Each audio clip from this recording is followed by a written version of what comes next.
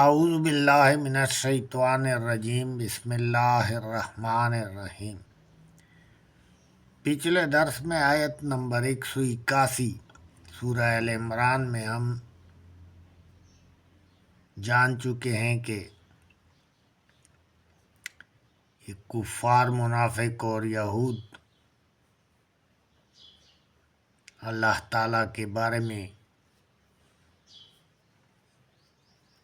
بیہودہ گفتگو کیا کرتے تھے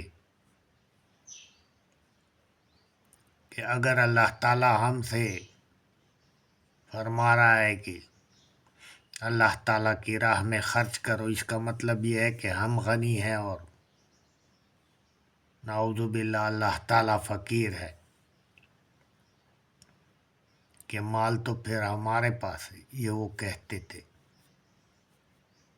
کہ ہم سے اللہ تعالیٰ مانگ رہا ہے مال، تو اللہ تعالیٰ نے ان کو خبردار کیا کہ ان کی ایسی بیہودہ باتیں ان کے گناہوں میں لکھے جا رہے ہیں،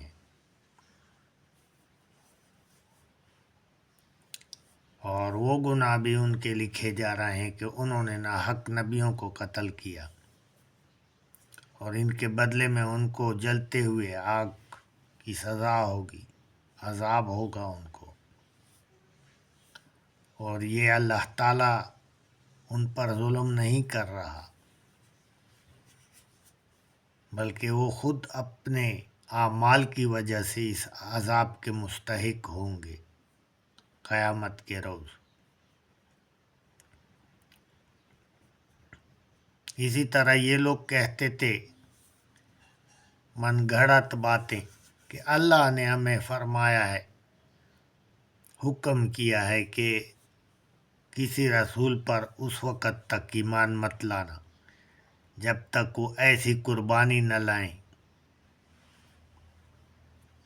کہ جس کو آگ کھا لے، تاکہ یقین ہو جائے کہ اس کی قربانی قبول ہوئی ہے اور وہ واقعی پیغمبر ہے۔ تو یہ اللہ تعالیٰ سے یہ باتیں منسوب کر رہے تھے، من گھڑت باتیں۔ تو اللہ تعالیٰ نے ان کو چیلنج کیا کہ اس سے پہلے بھی تو بہت سے پیغمبر تمہارے پاس کھلی کھلی نشانیاں لے آئے تھے، اور یہ نشانی بھی لائے تھے جو تم کہہ رہے ہو، کہ ایسے پیغمبر بھی آئے کہ جو نشانیاں لائے جن کو قربانی کو آگ نے کھا لیا تھا، مگر ان پیغمبروں کو پھر تم نے قتل کیوں کیا؟ اگر تم سچے ہو تو اس کا جواب دے دو۔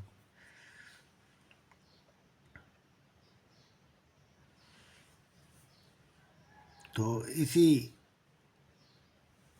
سلسلے میں پھر آیت نمبر 184 میں اللہ تعالیٰ فرما رہا ہے فَإِن كَذَّبُوكَ فَقَدْ كُذِّبَ رُسُلٌ مِّن قَبْلِكَ جَاءُوا بِالْبَيِّنَاتِ وَالزُّبُرِ والکتاب المنیر۔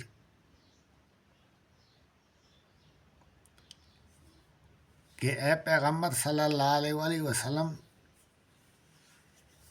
اس کے بعد بھی اگر یہ لوگ تمہیں جھٹلاتے ہیں، جھٹلانے کی کوشش کرتے ہیں، تو ان سے پہلے بھی تو ان کے پاس جو پیغمبر کھلی کھلی نشانیاں لے آئے تھے اور صحیفے اور روشن کتابیں بھی لائے تھے، تو تم سے پہلے بھی ان لوگوں نے ان کو بھی جھٹلا دیا تھا۔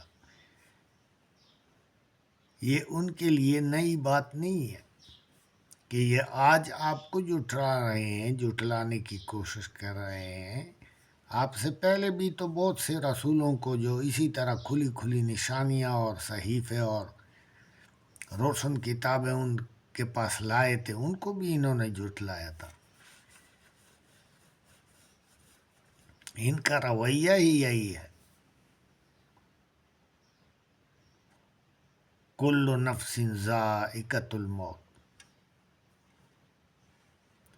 ان کو یہ خبردار رہنا چاہیے کہ ہر جاندار نے موت کا مزہ چکھنا ہے، کوئی بھی ہمیشہ زندہ نہیں رہے گا۔ آج یہ اپنی منمانیاں کر رہے ہیں اور اپنی مرضی کی زندگی گزار رہے ہیں اور اللہ تعالیٰ کے احکامات سے تجاوز کر رہے ہیں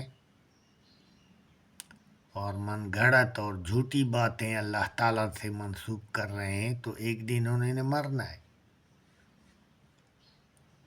سب سے بڑی نشانی جو ہے وہ تو انسان کے لیے خود اس کی موت ہے۔ اس کے سامنے اس کے عزیز و اقارب چلے جاتے ہیں اس دنیا سے، کبھی لوٹ کر نہیں آئے وہ اور نہ آئیں گے۔ تو اس سے ان کو سبق لینا چاہیے۔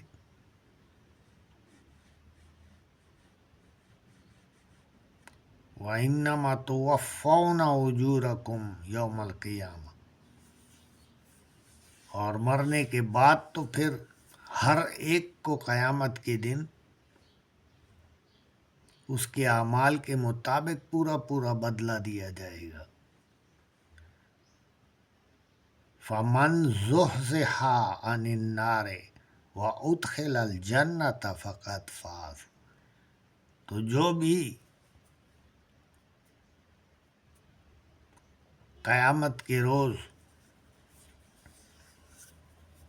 دوزخ کی آگ سے بچایا گیا اور جنت میں داخل کیا گیا، وہی لوگ کامیاب ہوں گے۔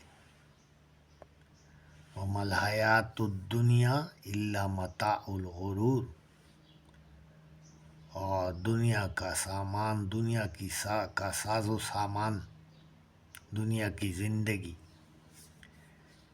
یہ تو ایک دھوکے کا سامان ہے۔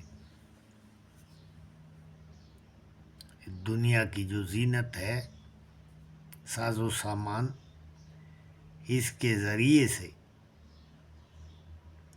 شیطان انسان کو دھوکہ دیتا ہے اور انسان سمجھنے لگتا ہے کہ یہ سامان اس کے پاس ہمیشہ ہمیشہ رہے گا، جبکہ یہ تو سب کچھ فنا ہونے والا ہے۔ انسان مرتا ہے تو سب کچھ پیچھے چھوڑ جاتا ہے، خالی ہاتھ چلا جاتا ہے دنیا سے۔ تو انسان کو دھوکے میں نہیں رہنا چاہیے۔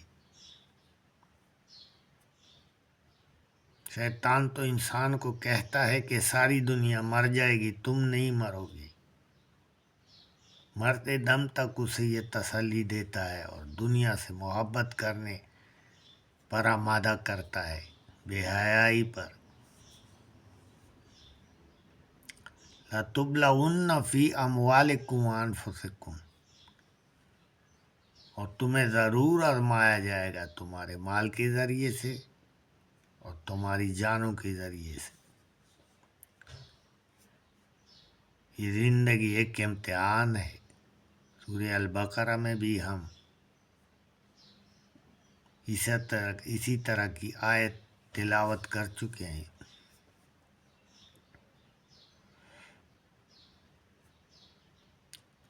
وَلَتَسْمَعُنَّ مِنَ الَّذِينَ أُوتُوا الْكِتَابَ مِنْ قَبْلِكُمْ وَمِنَ الَّذِينَ أَشْرَكُوا أَذًى كَثِيرًا، اور اے پیغمبر صلی اللہ علیہ وآلہ وسلم، تمہیں